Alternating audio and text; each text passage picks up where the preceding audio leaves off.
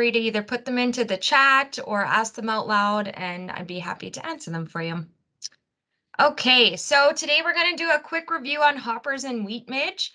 I'm getting a ton of questions on especially grasshoppers. So I thought it would be good if we kind of went through how to scout for them, what are the thresholds, and what are the options for spraying for them. So we're going to go through each insect, grasshoppers and wheat midge, and we're going to talk about kind of how you know if you have them, how to look for them, the thresholds, and the different control options. Okay, so grasshoppers. Grasshoppers like to eat things like cereals, forages, lentils, canola, and flax. We have been finding them in peas as well this year. The conditions that you'll typically see more grasshoppers are when you have a really warm, long fall. This usually results in more eggs and earlier hatching in the spring as well. And also hot, dry conditions usually result in increased feeding damage. The other reason why you'll typically see grasshoppers more so when it's hot and dry is because they're cold-blooded creatures, and so they end up eating more and growing faster when things are hot. The other thing is one of the main biological controls of nature for grasshoppers is fungal infection. And so when things are hot and dry, you don't have as much fungus growing, and therefore there's going to be less grasshoppers dying from that. So you're going to see a lot more grasshoppers survive because you're not going to have the fungus killing it. And as a result, you're going to have more eggs that are going to hatch as well. The fields that are higher risk are fields that are located next to hayland or pasture. If you had a heavy infestation of grasshoppers in the previous year, you're probably going to see a heavy infestation again this year. And the highest economic damage typically happens on lentils and cereal crops. Does anyone have any questions on that?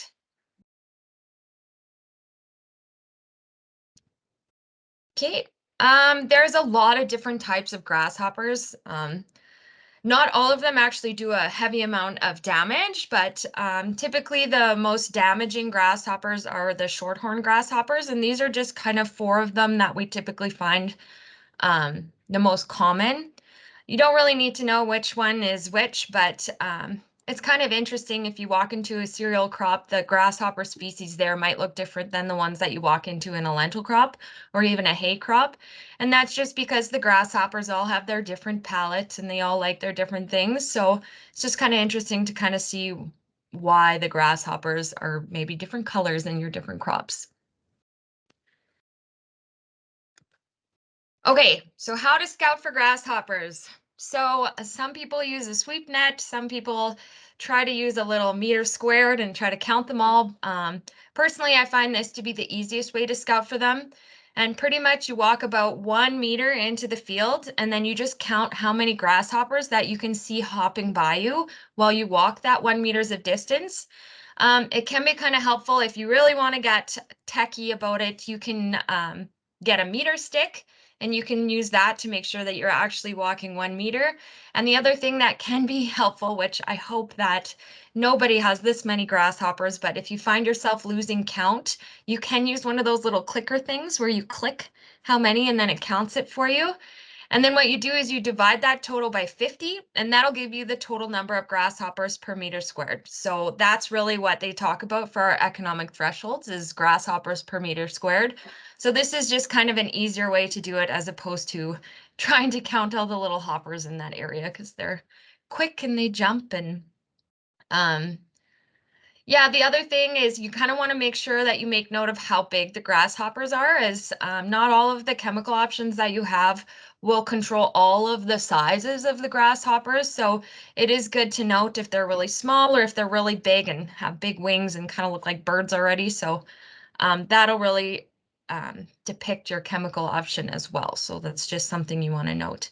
Does anybody have anything they want to add or any other questions around this?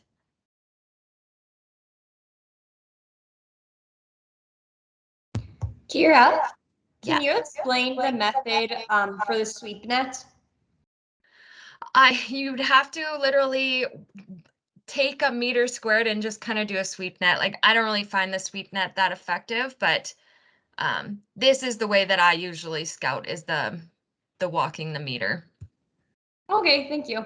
Yeah, I think you'd have to just try and get the grasshoppers, and yeah, I don't even know how you would do it. I guess you just kind of take the sweep net and try and catch them as you're walking, but does anybody else use a sweep net here and kind of have some tips?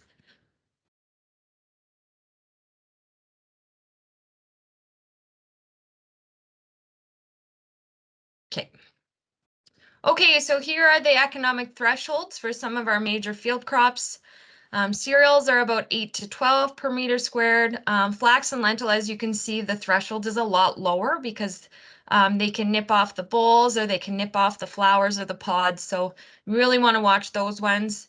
Canola, typically they don't really like canola, but the way they've been kind of feeding this year, they've been kind of eating everything. So you'll just want to watch that. And the same with peas and chickpeas. They don't really like those either, but you can find them in the peas and the chickpeas this year, especially if they're kind of beside the any kind of hayland or anything like that.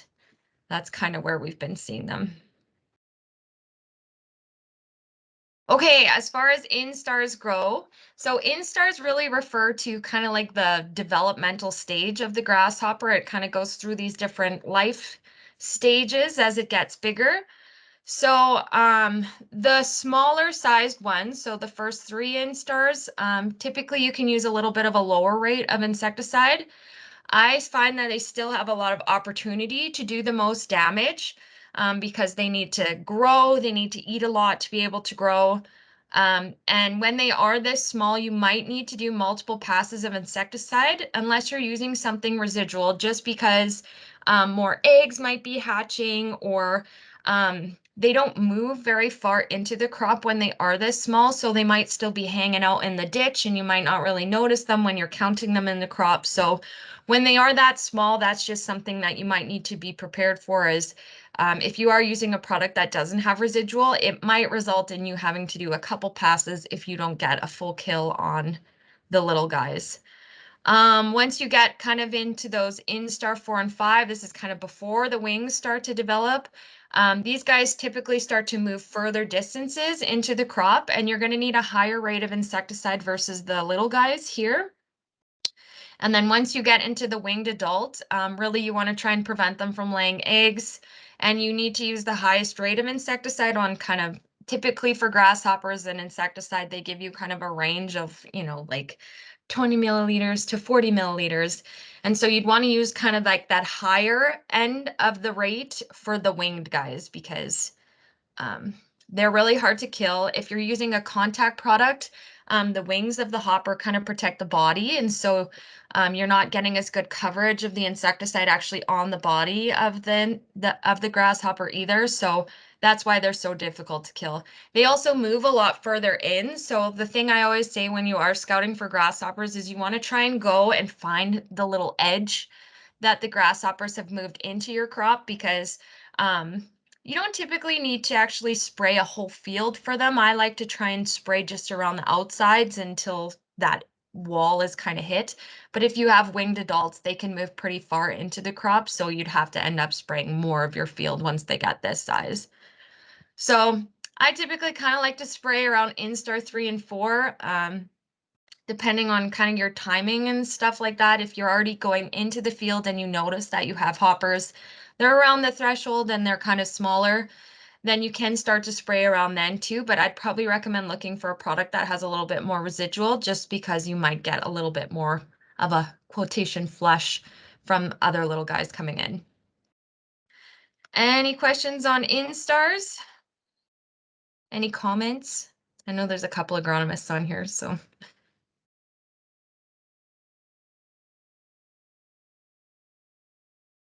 Okay, some of our control options. So there's a couple different ways that insecticides kill insects. So you have ingestion, and you really have contact, and then you also have some that are by respiration, which we don't really like to use those ones as much, because if they're dangerous for the insects to breathe in, they're also dangerous for us to breathe in. So a lot of them work by contact and ingestion.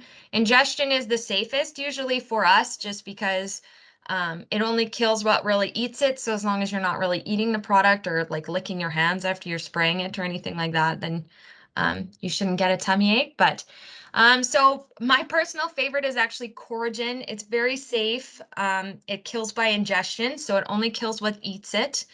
There's a couple different rates that you can use. So depending on the rate that you're going, it'll kind of depict how much residual control you're going to get. And the residual control that you're getting from these insecticides isn't going to be spread onto the new leaves. It's just going to be onto the parts that were sprayed. It doesn't actually go into the plant and grow with it. It just, same with fungicides, it just protects what is sprayed onto it. But yeah, as you can see, my favorite rate for Coragen is actually that 90-acre rate, just because that's probably the stage that I like to spray grasshoppers the best anyways, but it gives you a nice amount of residual for any little nymphs that are still coming in. Um, but it still has a little bit of a punch for those larger ones as well. I would hope that most people notice they have grasshoppers before they get winged, but if you do have winged adults, I'd probably go a little bit higher once again, just to ensure that you're getting that kill that you want. The other nice thing about Coragen is it's very safe for beneficials because it only kills what eats it. So you can spray it during the day with little concern of killing things like bees or any of your beneficial insects. And it can also withstand really high temperatures of up to 40 degrees Celsius. So it was pretty useful when it was like that 38-degree weather that we were having and people were wanting to go in and spray their insecticides, um, because you can spray it at such a hot temperature. Um, Other products that you can use is Matador. This is mostly contact, so it's not really effective on anything larger than the third instar, but if you just have the really little guys, this can be an effective insecticide option as well. The recommended rate is about 110 acres per jug. Kind of, some people go 110, some people go 112, somewhere in between there. This product you want to spray in the evenings or in the early mornings because it's going to kind of kill whatever is around the field at the time. So you want to try and avoid damaging your beneficial insect populations because those really do a lot of control themselves. So you really want to protect those. The other thing is if you get above temperatures of hotter than 25 degrees Celsius, what's going to happen is the insect is going to with increasing temperatures, you're going to have increased metabolism as well. And so it's not going to be as effective at killing that insect because it's going to be able to, it'll make them kind of sick, but it's going to be able to work through it and not die. So that's the thing you're just going to want to watch is your temperature becomes a little bit more important when you're using a product like Matador or, something that has a little bit more contact activity. Another option is Volume Express. This is actually Coragen and Matador put together, kind of at different rates. It's a higher rate of Matador and a little bit of a lower rate of Coragen. Really nice product, kind of hard to get this year, but that's also a really good option. And then there's always Lorsban, but they're actually discontinuing Lorsban. It's fairly dangerous. Can give people a tummy ache, so you want to be able to be really safe while you're spraying it, but that's usually around that 30-acre per jug rate unless you start to get into those winged adults, and then you want that 25-acre per jug rate. And this one will give you some residual as well. The only one that really won't give you residual is this Matador, the Matador product. They all kind of vary in how much they cost too. Once you start incorporating Coragen into them, they do get a little bit more expensive, but like I said, it's nice to have that residual option because then you can make something what I call an electric fence. And what you do is you spray around the outside of the fields up to the point where you don't see the grasshoppers anymore. And then you don't need to spray the whole field because typically you won't have grasshoppers spread throughout the field. And so it's nice because then you kind of create that residual. So if any more of them decide, oh, hey, that looks like a tasty crop, and they kind of hop in, well, then they're still going to be controlled, that's 7 to 14 days later as well. So I do really like those products. And even though they are a little bit more expensive, I find them very worth it in the end. Any questions on that? I guess for water volume, usually around 10 gallons is effective. If you're using a contact product, you might want to go a little bit more, but usually you're okay around 10. And always put insecticides last in the tank just so that you're not exposing yourself to them as much and they mix fine at the end. Okay, any questions on grasshoppers before we move to wheat midge?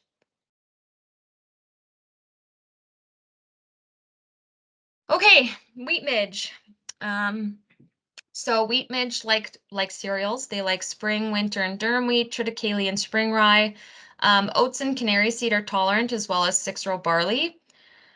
Pretty much what happens is they overwinter as larvae and they'll survive several years and they'll just emerge once there's suitable soil moisture conditions. So there are some parts of the territory that maybe didn't get enough rainfall for all of the wheat midge to emerge this year. So, but there were some parts of the territory that really did. So you're just going to want to watch if you got greater than 22 millimeters of rain in May or June. That's conducive for those larvae to pupate and come up. So that's where you'll start to see your midge. If you did have maybe drier conditions and didn't get that 22 millimeter prior to the end of May, then there may be just a little bit of a later emergence of the midge. And depending on when your stuff is heading and flowering, you might be able to miss that little window. But those are the conditions that really decide that midge is going to come up. And then pretty much what happens is they turn into adults. These adults come and lay their eggs in the evening on the heads of your wheat crop. And then those eggs hatch, and then the little larvae that are in them start to feed on the developing kernels. And this results in things like yield loss, grade loss, that kind of stuff. So really don't want this to happen. So just to show you what they look like, they kind of look like an orange mosquito. This is, let's see if I got my pointer here. Here we go. This is an adult wheat midge feeding on a wheat head. There's also other insects that kind of look like wheat midge. So this is one that people often mix up with wheat midge. It's kind of that orangey color as well, but as you can see, the wheat midge looks more like a mosquito, and this one looks more like a fly, I would say. So that's just something to watch out for. Make sure if you're going out there and you're scouting that you're actually seeing wheat midge. And this is a picture of the little larvae eating a kernel. So how to scout for it? You go into the fields in the evening. We recommend to do it daily. And then you start once the wheat heads are starting to emerge from the boot, and you can stop once you start to see that it's flowering, because then it's kind of done after that. It has temperatures where it prefers temperatures higher than 15 degrees Celsius, and it likes really calm evenings. And then pretty much what you do is you go into your field, you kind of squat down, and you just watch the wheat heads and count how many wheat midge adults that you kind of see land onto about 4 to 5 wheat heads. And then I usually check about 4 to 5 sites within the crops. Infestations will usually be higher around the field edges. So you'll want to kind of maybe move in a little bit, but that's if you're looking for wheat midge, that's where you'll find it is along the field edges. If you don't really see them in the field edges, then you're probably okay. Another way you could do it, I know people used to use a pie plate and things like that, but then you couldn't really tell how many wheat midge you were actually getting from the wheat heads. But that is a way some people do it. They'll spray Pam on a pie plate and they'll go and wave it around. But if you're going to do that, make sure you only wave it around that 4 to 5 wheat heads, because then you can kind of get a realistic idea of what you have. And then another way you could do it is set out sticky traps. I've actually never done this, but I have seen some people do it where they have like just kind of sticky pieces of paper. I guess it's you buy it, it's a sticky trap. And then you put it out there, and then you can kind of see how many wheat midge kind of get stuck onto that sticky trap as well. Just to give you an idea on your forecast map, so this kind of decides, okay, how many wheat midge can we expect? There are some pockets that are yellow and some pockets that are orange. So in those guys, you can really expect to see quite a bit of wheat midge. And then the green guys are kind of a little bit luckier and maybe not have as much, but that might be because of moisture and it being so dry. So I'm not sure if that's really luck, but And to give an idea on economic threshold, so 1 adult per 4 to 5 wheat heads, you'll see a yield loss, and 1 adult per 8 to 10 wheat heads, you're going to see a grade loss. And this is this threshold was set up according to a loss from a number one. So that's just something to remember. Product recommendations, Lore's ban. It has some residual, so it controls eggs. So typically we're not actually spraying for wheat midge at an appropriate time because we kind of tend to mix it in with our Fusarium head blight fungicides. So in that situation, you are going to want something that has residual, because if it's flowering at that point, the wheat midge has already laid its eggs in the head. And what we're really trying to do is control that from happening, because as soon as those eggs hatch, they become the larvae and they do the damage, right? So if you are doing that later application at Fusarium head blight fungicide time, you are going to want something that has residual and will control the eggs. If you're going out a little bit earlier, then you can use a product like Saigon. This one does not control the eggs and doesn't have the residual control to control the eggs, but it's a really good option if you are just going out at that earlier staging just to spray for wheat midge. When you want to spray is around when 25% of the wheat heads have fully emerged from the boot, but you want to go prior to flowering. So once flowering has happened, then it's a little bit too late. The eggs have been deposited, and you're going to need the heavier insecticide. And when you are spraying, you want to spray when the adult midges are present. Usually this is in the later afternoon or in the evening. Temperatures want to be above 15 degrees Celsius because they won't come out unless if it's colder than that. And it has to be nice and calm. Number one, so that you're not spraying the neighbor's field for insecticide, you're spraying your own. But number two, so that the wheat midge are actually coming out, because they don't really like to fly when things are really windy. And that is all I have. Quick and concise. Does anybody have any questions on anything? Here, are you at that map that you just showed us, the hopper map? That is the wheat midge map. Did you not have a hopper map? I thought you had a hopper map. I don't find the hopper map very accurate, to be honest, because it says we're really low risk, and I'm like, we're covered in hoppers out here. So I don't think the hopper map is actually that accurate, but I find the wheat midge map accurate. So I'm fine sharing this one, but I don't find the hopper one was actually, it says pretty much the whole province is low risk. Yeah. Okay. Yeah, so I just don't think they caught enough in their traps to really forecast it.